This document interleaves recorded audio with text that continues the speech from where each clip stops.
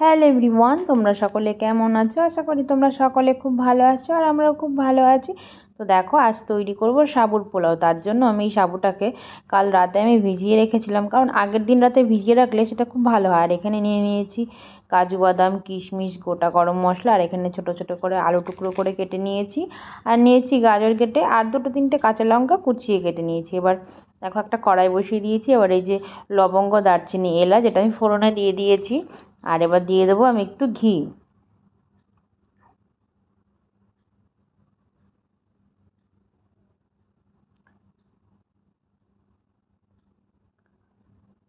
দেখো, ঘিটা একটু গরম হয়ে গেছে আর মশলা থেকে সুন্দর, গরম মশলা থেকে সুন্দর একটা গন্ধ বেরিয়ে আসছে। এবার এর ভেতরে আমি দিয়ে দেব কাজু আর কিশমিশ। এই দুটোকে অল্প পরিমাণে, খুব বেশি নয়, ওই হালকা ফ্লেমে, একদম হালকা ফ্লেমে 2 থেকে 3 মিনিট মতন আমি একটু ভেজে নেব।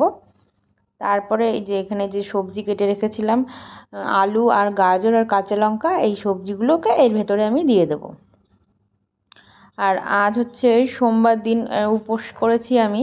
তার জন্য এই খাবারটা তৈরি করেছি। উপোস বলতে একদমই ভাত এইগুলো খাচ্ছি না, কিন্তু এই সাবুর এই পোলাওটা খাবো, তার জন্য আজকে এটাই তৈরি করে নিচ্ছি। আর তোমরা নিরামিষের দিনে কি কি খেয়ে থাকো সেটাও আমাকে অবশ্যই জানিও। আমি তো এই খাবারটা খেতে পছন্দ করি, তার জন্য আমি বানিয়ে নিই। আর আমার হাজব্যান্ডও খেতে ভালোবাসে।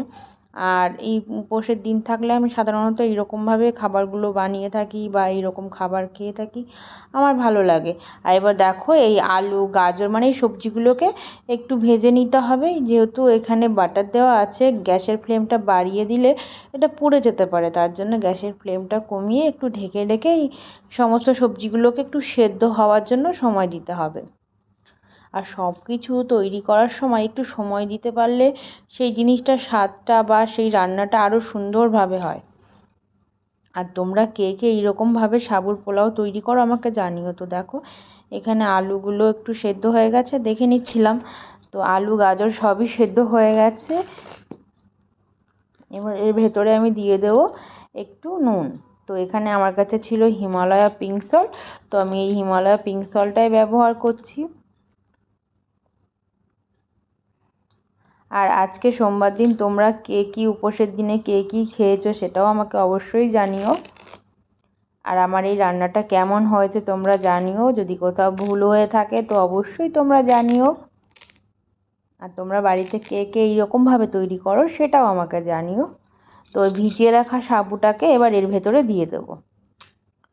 তো এই সাবুটা দেওয়ার পরে এটাকে যত কী করে বুঝতে পারবে যে এটা পুরোপুরি পোলাওটা তৈরি হয়ে গেছে? দেখো, এখন সাবুটা একদম সাদা আছে না, দুধের মতো সাদা আছে এখন। দুধের কালারটা যেমন হয় তেমন সেই রকম সাদা আছে।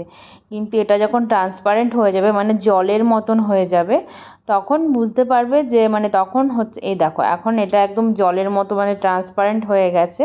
তো এখানে সাবুর পোলাওটা তৈরি হয়ে গেছে। তো রেসিপিটা কেমন হয়েছে আমাকে অবশ্যই জানিও। ভালো লাগলে তোমরা অবশ্যই ট্রাই করো আর আমাকে কমেন্টস করে জানিও কিন্তু যে কেমন হয়েছে। তো আমাদের পোলাওটা রেডি। এবার নামিয়ে নেওয়ার আগে ওপর থেকে একটু কুচিয়ে নেওয়া ধনেপাতা দিয়ে দেবো। আর এটাকে আমি একটু ঢেকে রাখবো 2 থেকে 3 মিনিট মতো। ঢেকে রাখার পরেই এটা খাওয়া যেতে পারে। তো রেসিপিটা কেমন হয়েছে আবারও জানিও। তো ভালো লাগলে একটি লাইক কমেন্ট শেয়ার করো। তো চলো, আজকের মতো এখানেই টাটা। নেক্সট দেখা হচ্ছে অন্য একটি ভিডিওতে।